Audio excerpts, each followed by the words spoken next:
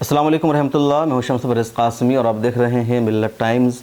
अफ़गानिस्तान एक मरतबा फिर से सुपर पावर के लिए कब्रिस्तान साबित हुआ है और अमेरिका तो वहाँ से निकल ही रहा है। दूसरी तरफ तालिबान ने अफ़गान की मुंतखब हुकूमत को भी किनारे लगाना शुरू कर दिया है और अभी से अफ़गानिस्तान का अफ़गान हुकूमत के ज़ेर इक़्तिदार इलाक़ों पर कब्ज़ा शुरू हो गया है।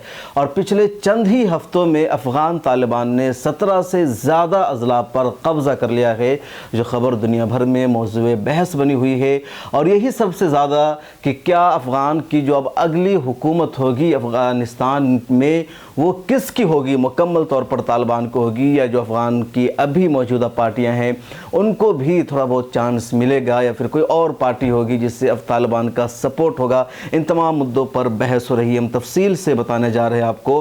पहले ये कि अमेरिका जो दुनिया का ख़ुद को सुपर पावर समझता है, दुनिया के 10 ममालिक में उसने बेगुनाहों को, औरतों को, बच्चों को न सिर्फ मारा है बल्कि कत्ले आम किया है। उसी अमेरिका ने 2001 के 9/11 अटैक का इल्ज़ाम भी तालिबान पर लगा दिया और तालिबान पर बमबारी शुरू कर दी और 20 सालों तक जंग छेड़कर उसने अफ़गानिस्तान को तबाह बर्बाद कर दिया। लेकिन इसके बावजूद अमेरिका नाकाम रहा और अब अपनी फ़ौज को वापस बुलाने पर मजबूर है और तालिबान की एक ज़बरदस्त जीत हुई। तकरीबन 20 सालों बाद पिछले साल यह मंडील हुआ कि अमेरिका अपनी फ़ौज को वहाँ से निकालेगा। इस बीच अमेरिका ने पूरा मुआहदा कर लेने के बाद पिछले दिनों फिर ये शर्त लगा दी कि अफ़गानिस्तान में इस्तेहकाम पैदा करने के लिए, वहाँ के हालात को मुस्तहकम रखने के लिए ज़रूरी है कि अमेरिका की कुछ फ़ौज अफ़गानिस्तान में बाक़ी रहे। यही मुतालबा अफ़गान की यानी काबुल की हुकूमत ने भी किया था। तालिबान ने इसको भी मुस्तरद कर दिया और प्रेस रिलीज़ जारी करके कहा कि अमेरिका को अपनी पूरी फ़ौज निकालनी होगी। अफ़गानिस्तान की सरज़मीन पर हम एक भी अमेरिकी फ़ौज नहीं देखना चाहते हैं और अगर ऐसा नहीं हुआ, हमारी शर्तें नहीं मानी गई तो अमेरिका को हमारे हमलों का सामना करना पड़ेगा। अमेरिका की फ़ौज ने, नाटो के फ़ौज ने अफ़गानिस्तान पर पिछले 20 सालों में तालिबान के मुजाहिदीन को तो मारा ही मारा, उनका कत्ल किया ही। उसके अलावा औरतों का कत्ल हुआ, बच्चों का कत्ल हुआ, बूढ़ों का कत्ल हुआ, मस्जिदों और मदरसों पर बम दागे गए, गोलियां दागी गई, उन पर फाइटर प्लेन से हमला हुआ और इस तरीके से मदरसे और मस्जिदों को भी अमेरिका ने नहीं बख्शा था। लेकिन अब दोबारा तालिबान में अमन की वापसी हो रही है और अभी से अफ़गान तालिबान ने अफ़गानिस्तान के मुख्तलिफ़ इलाक़ों पर कब्ज़ा शुरू कर दिया है। अफ़गानिस्तान में कुल 34 सूबे हैं और 400 के करीब अज़ला हैं। इनमें से 200 से ज़्यादा अज़ला पर पहले से ही अफ़गान तालिबान की हुकूमत रही है, बल्कि जो अफ़गान की मुंतखब हुकूमत है उनका जो एरिया है बहुत लिमिटेड है, बहुत मुख्तसर है, जो काबुल से मिला हुआ है। उसमें एक बड़ा शहर ज़ार भी था, उस ज़ार शहर पर भी अफ़गान तालिबान ने कब्ज़ा कर लिया है। और जो ख़बरें आ रही है वो ये कि 17 अज़ला पर मज़ीद अफ़गान तालिबान ने कब्ज़ा कर लिया है, जो अफ़गान की काबुल हुकूमत के ज़ेर इक़्तिदार थे।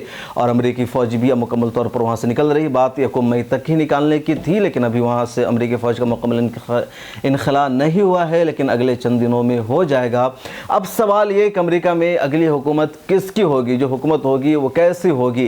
तालिबान की पूरी हुकूमत होगी, तालिबान नया निज़ाम बनाएगी, नया कानून बनेगा, जमहूरी हुकूमत होगी, सेकुलर हुकूमत होगी, किस टाइप की हुकूमत होगी, या तालिबान के अलावा आइडियोलॉजी को जो मानने वाले हैं उन्हें भी इक़्तिदार में रहने का मौका मिलेगा। इन सब चीज़ों पर डिस्कशन और बहस जारी है। उसके अलावा एक अहम सवाल ये भी है कि तालिबान की हुकूमत बन जाने के बाद इंटरनेशनल बिरादरी का तालिबान की हुकूमत के साथ ताल्लुक़ कैसा होगा, सफ़ारती रिश्ते कैसे बरकरार रखे जाएंगे।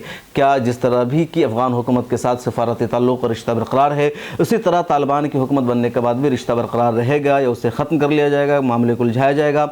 ये बात तो सबको मालूम है कि जब 1996 में तालिबान की हुकूमत बनी थी अफ़गानिस्तान में, तो उस वक्त दुनिया के बेशतर ममालिक ने उस हुकूमत को तस्लीम ही नहीं किया, अपना सफ़ारती रिश्ता ख़त्म कर दिया, अपनी एम्बेसी को काबुल में या अफ़गानिस्तान के दूसरे इलाक़ों में बंद कर दिया था।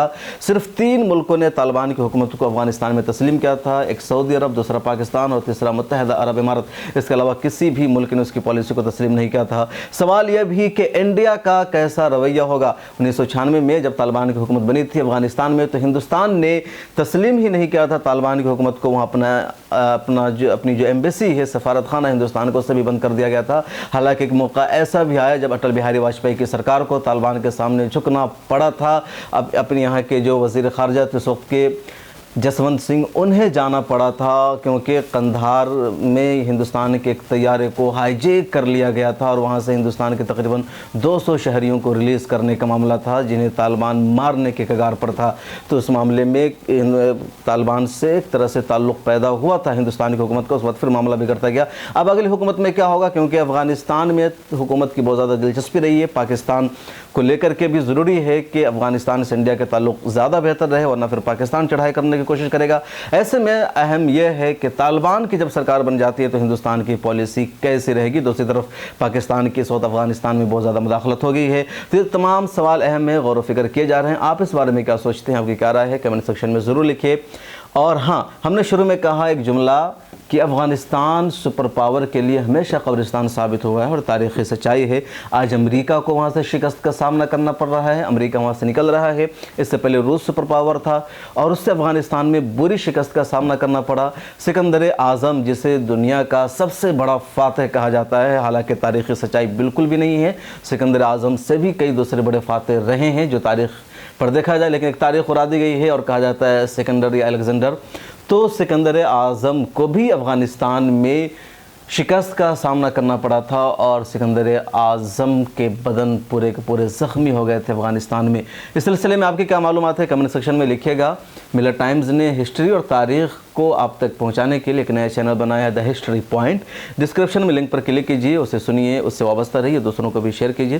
फिर मुलाकात होगी अगली वीडियो में। अपना ख्याल रखिए, कोविड-19 के प्रोटोकॉल पर अमल कीजिए, मास्क लगाइए और गैर ज़रूरी तौर पर बाहर मत निकलिए। अल्लाह हाफिज़।